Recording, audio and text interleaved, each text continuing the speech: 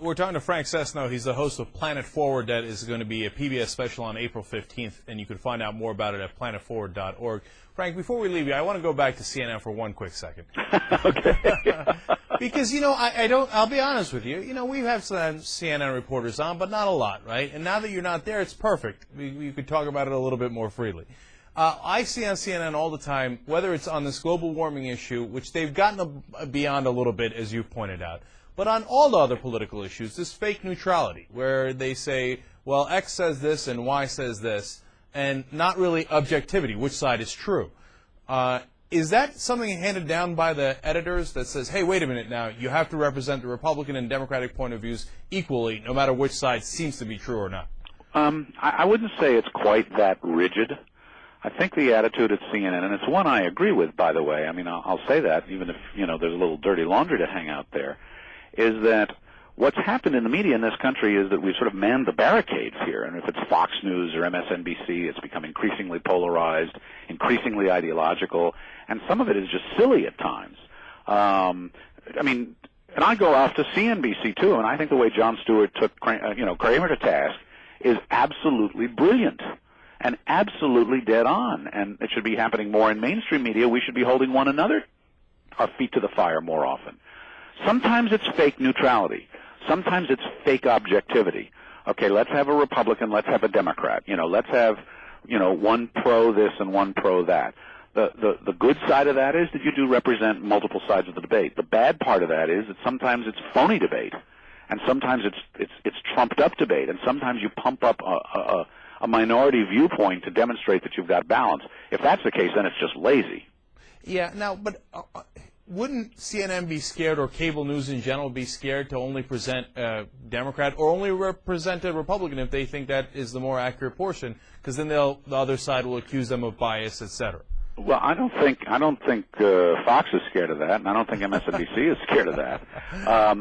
And you know, it's not that CNN is scared of that. CNN is saying, and somebody needs to look. There needs to be a place where an audience can come and say, okay, we're going to get multiple sides of the story here. There's not just, and this is what drives me crazy. And I've been in Washington longer than I care to admit, okay? And I've hung around, you know, Senator Windag and Congressman Blowhard for a really long time.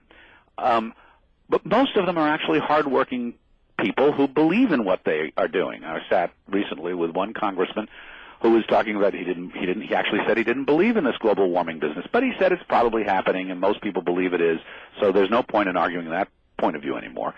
But his whole thing was, we just got to drill more. We need a lot more oil. We're going to be dependent on oil for a long time, so let's go do it. Well, there are a lot of people who are opposed to that.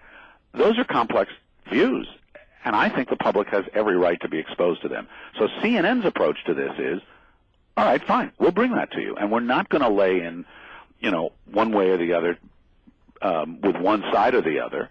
We'll bring it to you, and, you know, I mean, But I agree. I think sometimes it can be lazy because sometimes you just sort of, in search of quote-unquote balance or objectivity, you phony the story up. Yeah, you see, that's the problem, Frank, because I think that each side has a right to their opinion, and I wouldn't want CNN saying, hey, drilling is not the right answer. Well, that's an opinion, and I'm not interested in that. But each side does not have a right to their own facts. And that's right. But, you know, it's also how you choose a story. I mean, let me take an example right now. So Barack Obama is the new president. He hadn't been in there very long. He has this huge mess. He's doing all this stuff.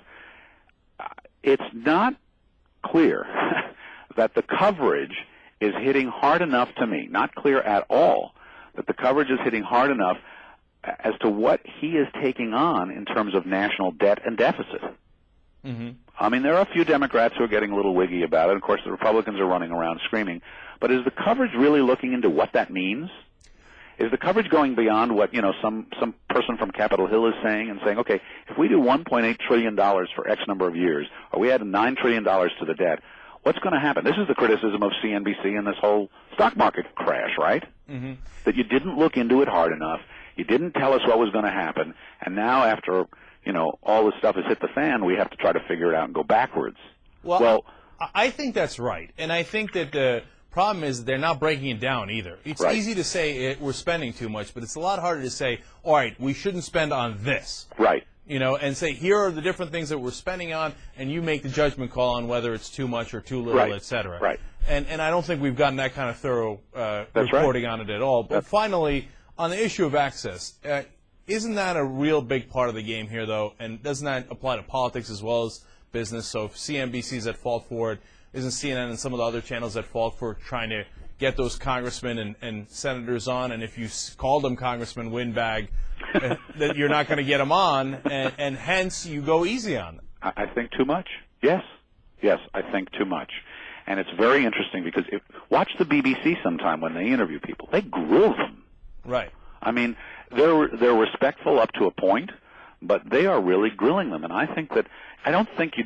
And I hosted on CNN, Late Edition. I started the program Late Edition, which Wolf then did, and has now become John King's, State of the Union program. But I did that show for 7 years.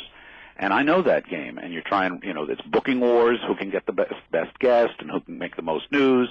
And there's too much of a tendency to be nice and be palsy and not enough to just say, and I think Tim Russert did this very, very well, really hold people's feet to the fire. And if they don't like it, too bad. Well, I wish that they would do that. I was going to say go back to doing that, but I don't remember when they did. So... Well, as I say, I think Russert did a very good job at it, and I think. But if again, watch the BBC sometime because they'll yes. take a prime minister and absolutely rake them over the coals, and they've got a great tradition of doing that, and we should do it here because you know what? I mean, how else will people know? And it can be done. It can be done forcefully, knowledgeably, intelligently, even respectfully, but still, with real grit. Absolutely, and I would love to go to the BBC model. All right, I would. Frank Sesno is the host of Planet Forward. Everybody check out planetforward.org, where you can also submit your own video or check out the video of others, and, of course, the PBS special on April 15th. Frank, thank you so much for your time. We really appreciate it. It's been a great pleasure. Hope we can talk again sometime. Absolutely.